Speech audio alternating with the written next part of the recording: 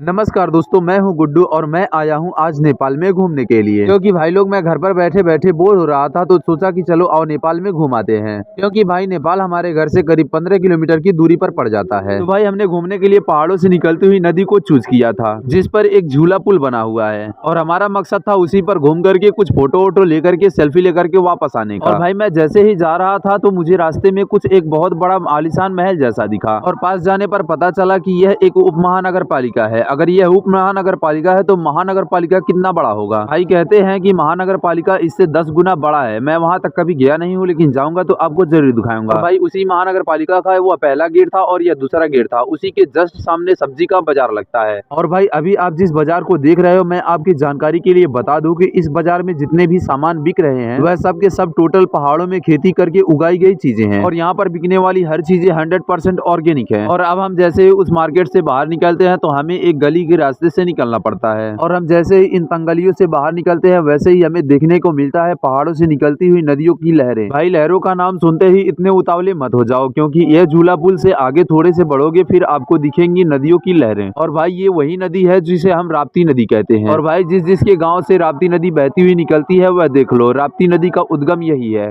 जहाँ से पहाड़ों को चीरती हुई राप्ती नदी हमारे इंडिया तक जाती है। और भाई सुबह का टाइम था, इसकी खूबसूरती, नदियों की लहरें और इसकी कलकलाहट से हमारा दिल तो गूंज उठा। लेकिन भाई यहाँ की ठंड हवाएं हमें काफी ज्यादा अपने तरफ आकर्षित करती थी। पहले आप चारों तरफ देखो, यहाँ पर छोटे छोटे घर भी बने हुए हैं जो इस नदी के किनारे हैं। और आप जरा एक नजर इन पहाड़ों पर भी डालो जहाँ पर घर बने हुए हैं काफी ऊंचाई पर। और इतना सब कुछ दिखाते दिखाते हमारे मन में ख्याल आया कि आओ हम अपना शकल भी देख लेते हैं। और यही हमारी शकल है, आप लोग भी देख लो। मैं कोई स्मार्ट लग रहा हूँ या फिर सुअर, कमेंट में जरूर बताना। और शकल को देखने से ही कहाँ काम चलने वाला है। और पीछे आपको एक छोटा सा झरना दिख रहा होगा जिसके पानी की आवाज हमारे कान तक नहीं बल्कि हमारे दिल तक आती थी। और अभी आपको हमारी इन बातों को सुनकर के हंसी आ रहा होगा, क्योंकि आपको लगता होगा कि इस नदी में पानी नहीं है। इस नदी में पानी काफी ज्यादा है, लेकिन यह आपको सुनकर के यकीन नहीं होगा। मैं आपको बता दूं कि मैं इतनी हाइट पर खड़ा हूं कि करीब मैं नदी से 100 मीटर की ऊंचाई पर हूं। और नदी में यह जो आपको छोटे छोटे पत्थर दिख रहे हैं यह आपसे भी बड़े हैं। और जो आपको बड़े पत्थर दिख रहे हैं वह एक ट्रक से भी बड़े हैं, जिसे आप ट्रक में भी भर करके लोड करके नहीं ले जा सकते, क्योंकि ये इतने बड़े हैं और इनकी वजन भी काफी ज्यादा होगी। और आपको यह जो पीछे मैडम दिख रही है मुझे गौर से देख रही थी कि यह लौंडा क्या कर रहा है। लेकिन मैं आपको बता दूं कि आपको यह एक पुल दिख रहा होगा, लेकिन मैं आपको और गौर से दिखाऊं, आपको उस पुल के आगे एक और भी झूला पुल दिख रहा है जो यहाँ से करीब 2 किलोमीटर दूर है। और मैंने जब जूम किया तो यह झूला पुल काफी नजदीक से दिख रहा था। और पहाड़ों के किनारे बने हुए घर काफी खूबसूरत लग रहे थे। इतना ही नहीं, जैसे जैसे सूरज की किरणें निकल रही थी वैसे ही इन घरों की खूबसूरती भी काफी ज्यादा बढ़ती जा रही थी। और तभी मैंने देखा कि मैं जिस झूला पुल पर खड़ा हूँ उसके नीचे कुछ बच्चे नहा रहे थे जो मुझसे काफी दूर थे, लेकिन जूम करने पर वह भी दिख गए। और आपको 1 या 2 बच्चे दिख रहे होंगे, लेकिन यह टोटल 5 या 6 बच्चे हैं जो कपड़े भी धो रहे हैं और नहा भी रहे हैं। और चलो आओ मैं आपको दिखाता हूँ झूले पुल के टावर्स को और उसमें लगे केबल्स को। इस झूला पुल में काफी ज्यादा मोटे मोटे सरिया और केबल्स लगे होते हैं। और इस झूले पुल की सबसे बड़ी खासियत यह होती है कि यह झूला पुल एक झूले की तरह दिन रात हिलता रहता है। और इस झूला पुल के टावर मुझसे करीब 50 मीटर से भी ज्यादा ऊंची हैं। और जब मैं उस झूला पुल से ब्लॉग बना करके वापस घर को लौट रहा था तभी मुझे रास्ते में एक ऐसा मार्केट दिखा जहाँ पर जानवरों को, गाय भैंस और भी कई जानवरों को काट करके, जैसे सुअर जैसे जानवरों को काट करके यहाँ पर बेचा जाता है। और यहाँ पर 1 या 2 दुकानें नहीं है, यहाँ पर करीब आपको 50 से भी ज्यादा ऐसी दुकानें दिखेंगी जहाँ पर जानवरों को काट करके बेचा जाता है। उसी के बगल में आपको कुछ मछलियाँ बेचती हुई हसीन और खूबसूरत लड़कियां भी दिख जाएंगी। और मैं जैसे ही मार्केट से बाहर निकला तभी मुझे दिखा नेपाल टेलीकॉम का सबसे बड़ा ऑफिस। मैं आपको बता दूं कि यह एक एनसीएल कंपनी का टेलीकॉम है, जहां पर नेटवर्क सिस्टम की सारी जानकारियां आपको मिलती रहती हैं। और आपको जितनी भी कस्टमर केयर व अन्य तरह की कॉल्स आती हैं वह इसी ऑफिस से आती हैं। और तभी हमारे मन में ख्याल आया कि चलो हम यहाँ से भी निकलते हैं। लेकिन रास्ते में एक बहुत बड़ा कपड़े का मार्केट पड़ा, जहाँ पर थोक रेट में कपड़े व जूतों को बेचा जाता है। और अगर आप कपड़ों के शौकीन है तो इससे सस्ता और इससे बढ़िया क्वालिटी के कपड़े आपको पूरे नेपाल में कहीं नहीं मिलेंगे, क्योंकि आपको जो भी यहाँ पर मिलेंगे फैंसी से फैंसी और आपको अच्छे से अच्छे कपड़े सिर्फ थोक रेट में, होलसेल रेट में ही मिलेंगे। और यहाँ पर बढ़िया से बढ़िया जूते सिर्फ आपको कचड़े के भाव में मिलते हैं। और अभी इस मार्केट में ज्यादातर दुकानें नहीं खुली हैं, क्योंकि अभी के समय पर 9 बज रहे हैं सुबह के। और मैं चलते चलते थक गया था तो मुझे चाहिए था कुछ एनर्जी जैसी चीजें। तभी मुझे दिखा एक गन्ने की जूस की दुकान, जहाँ पर मैंने ठंडे ठंडे 1 गिलास गन्ने की जूस को ऑर्डर किया। और तभी भाई साहब गन्ने की जूस निकालने में लग गए थे, तो मैंने भी सोचा कि लाओ भाई साहब की कुछ वीडियो बना ली जाए। और अब मेरा गन्ने के जूस का गिलास तैयार था। भाई मुझे ये गन्ने के जूस का गिलास गिलास मुझे करीब 50 रुपए का पड़ा है और इसे अगर इंडियन रुपीस में कन्वर्ट किया जाए तो यह करीब 31 रुपए बनते हैं। तो भाई मुझे कमेंट में आप लोग जरूर बताओ कि यह 31 रुपए का एक गिलास गन्ने का जूस मुझे महंगा पड़ा या फिर सस्ता। और भाई मेरे पैसे तो वेस्ट नहीं गए क्योंकि यह प्योर एक नंबर गन्ने का जूस था और यह काफी टेस्टी भी था। और गन्ने का जूस पी करके मैं जैसे ही रोड पर निकला तो मुझे एक बिहारी भाई दिखे जो अपने ठेले पर चारों तरफ से सामान लटका करके बेच रहे थे। भाई देखो कितने सारे सामान लटकाए हुए हैं, इतना छोटा सा ठेला लेकिन इतना बड़ा धमाका। भाई छोटा पैकेट में बड़ा धमाका कैसे कैसे इन्होंने लोड किया है। और भाई जैसे तैसे करके हमने अपने रोड को क्रॉस कर लिया और रोड को क्रॉस करते ही मैंने देखा कि पीछे से एक बस आ रही थी जो करीब मेरे पास 1 मिनट में पहुंच ही जाती क्योंकि यह रास्ता काफी लंबा है जहां साफ साफ दिखता है। आप लोग पीछे देखो, आपको एक काफी दूर बस नजर आ रहा होगा जो हमारे पास आने वाली है और हम उसी में बैठ करके जाने वाले हैं। और भाई हमारी बस पास आ गई जो एसी बस थी। अब हम इसमें जाकर के बैठेंगे और भाई निकलते हैं अपने घर को। भाई इस एसी बस में मैंने देखा कि पूरी की पूरी सीटें खाली थी और भाई अब तो बैठने में काफी मजा ही आ जाएगा। और भाई मैंने ले लिया एक सीट और आप लोगों को अब दिखाता हूँ बाहर का नजारा, जो कि बाहर का नजारा अब इस बस के अंदर से कैसा दिखता है। और भाई आप लोगों को दिखता होगा ब्लैक फॉरेस्ट, यह है नेपाल का काफी एक्सपेंसिव होटल जिसमें भाई काफी ज्यादा पैसे खर्च हो जाते हैं। इस होटल में एक दिन के रुकने के लिए करीब आपको 20,000 रुपए चाहिए होगा। लेकिन देखते ही देखते मुझे कुछ इंटरेस्टिंग जैसी चीज दिखी, मैं आपको दिखा रहा हूँ। भाई आप लोग देखो, एक आपको आईफोन शोरूम दिख रहा होगा और भाई उसके बगल में जस्ट ही देखिए आपको एक और भी आईफोन का शोरूम दिख रहा होगा। और आप जैसे ही थोड़ी सी और बगल में नजर डालेंगे आपको एक और आईफोन का शोरूम दिखेगा। और भाई मैं आपको बता दूं कि जितने भी इधर लाइन से दुकानें दिख रही हैं सब की सब मोबाइल शॉप है और यहाँ पर सिर्फ और सिर्फ लैपटॉप, मोबाइल और टीवी एलईडी ही बिकती हैं। और भाई आज के ब्लॉग में आप सभी लोगों से बहुत ही ज्यादा काफी बातें हो गई, लेकिन फिर मिलते हैं किसी नेक्स्ट ब्लॉग में। तब तक के लिए बाय बाय। और हाँ, आपने अगर हमारे वीडियो को लाइक नहीं किया है तो लाइक कर दो, चैनल को सब्सक्राइब कर दो। फिर मिलते हैं किसी नेक्स्ट वीडियो